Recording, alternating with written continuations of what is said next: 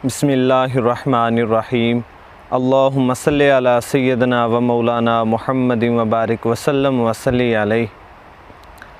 वो मुअज़्ज़ज़ थे ज़माने में मुसलमान होकर, और तुम ख़ार हुए तारक क़ुरआन होकर। दरसे क़ुरआन अगर हमने न भुलाया होता, ये ज़माना न ज़माने ने दिखाया होता। कुरान करीम फ़ुरक़ान हमीद अल्लाह रब्बुल आलमीन जल्ला शानहू का आलम इंसानियत के लिए सहीफ़ा हक़ है। हर आने वाले दौर में, हर आने वाली नस्ल के लिए, हर आने वाली कौम के लिए, क़यामत तक के लिए ये रोशनी का खुला रास्ता है।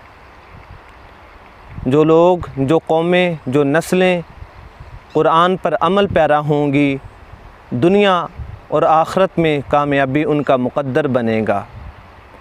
और जो लोग, जो अक़वाम इस क़ुरआन से सरकशी इख्तियार करेंगी, इस क़ुरआन से बग़ावत इख्तियार करेंगी, तो ज़लील होना उनका मुक़द्दर है।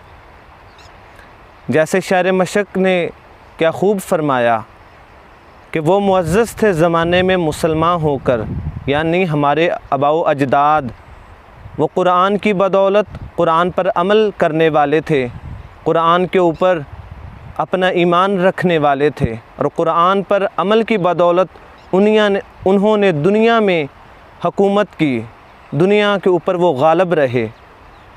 और आज हमने क़ुरआन को छोड़ दिया और दर दर पे हम ठोकरें खा रहे हैं, दर दर पे ज़लीलो ख्वारी, ज़लीलो रुसवाई हमारा मुक़द्दर बन चुकी है। कुरान मजीद फ़ुरक़ान हमीद हमें ज़िंदगी गुजारने के उसूल ज़ाब्ता सिखाता है। कुरान मजीद फ़ुरक़ान हमीद एक ऐसी लाज़वाल, एक ज़िंदा पॉलिसी है कि जो ज़िंदगी के हर शोबा में हमारी रहनुमाई करता है। और ये ऐसी लाज़वाल और ऐसी बाकमाल किताब है कि जो इंसानियत को वाज़े खुला रास्ता दिखाती है। और ये कुरान कानून की किताब है। हमारी ज़िंदगी का कोई भी मरहला, कोई भी मामला हो, कुरान हमारी उंगली पकड़कर हमारी रहनुमाई करता है। आज हमने कुरान को छोड़ा, आज हमारे घरों के अंदर कुरान का इहतमाम नहीं।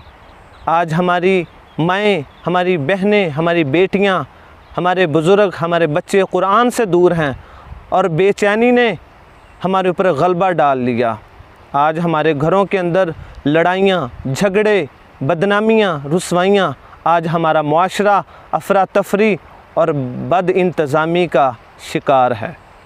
वजह क्या है? सबब क्या है? हमने कुरान को छोड़ दिया। या तो कुरान को लिया हमने, उसको महंगा सा गुलाफ उसको चढ़ाकर हमने उसको बलाए ताक रख दिया। लेकिन कुरान ताक में रखने के लिए नहीं, कुरान तो हमें अपनी ज़िंदगियों में ढालने के लिए आया था। कुरान हमें पढ़ने के लिए, हमें समझने के लिए अल्लाह ने हमें एक बतौर गिफ्ट अता किया था। लेकिन हमने कुरान को अपनी अलमारियों की ज़ीनत बना लिया। कुरान को हम छोड़ गए, कुरान की बताई हुई तालीमात को हम छोड़ गए। या तो हम कुरान को हमने सिर्फ़ और सिर्फ अपने तावीज़ और टोटकों के लिए हमने इस्तेमाल किया, और कुरान को हमने जो है वो सिर्फ़ और सिर्फ कसमों के लिए हमने इसको इस्तेमाल किया। लेकिन कुरान तो ज़िंदगियों में इनकलाब लाने की किताब थी, सहीफ़ा हक़ था, रुश्द व हदायत का सहीफ़ा था। लेकिन हमने कुरान को महज़ सिर्फ़ और सिर्फ जब हमारे मुर्दे की रूह नहीं निकलती तो हम उसके सरहाने इस कुरान की तिलावत शुरू कर देते हैं। बदकिस्मती, हमने कुरान से सीखा भी तो मरना सीखा। काश हमने कुरान से जीना सीखा होता, आज हमारे घरों के अंदर अमन होता, आज हमारी औलाद नाफरमान न होती, आज कोई औलाद अपने वालिद का गिरबान न पकड़ती। काश उस वालिद ने अपनी औलाद को कुरान सिखाया होता। आज हमने इंग्लिश के लिए जो है वो हमने ट्यूटर तो रखे हैं अपने, रक्षा वो हमारे बच्चों को हमारे घर से लेने आता है, लेकिन कुरान नहीं पढ़ा। कोई बात नहीं। इंग्लिश तो इतनी सीख ली कि गोरे भी शर्मा गए, लेकिन कुरान इतना भी ना सीखा कि अपने बाप का जनाजा ही पढ़ा लें। यह है हमारी बदनसीबी, यह है हमारे ज़वाल का शिकार। अगर हमें चाहिए सुकून, चाहिए हमें सुकून क़ल्ब चाहिए, तो हमें कुरान से रुजू करना होगी, हमें कुरान की तरफ पलटना होगा। कुरान अल्लाह की लटकती हुई रस्सी है, हमें कुरान को थामना है ताकि हमारे मुआशरे में अमन पैदा हो, हमारे घरों के अंदर सुकून पैदा हो, हमारी ज़िंदगी आसान हो, हमारे लिए कामयाबी के रास्ते हमारे लिए निकलें।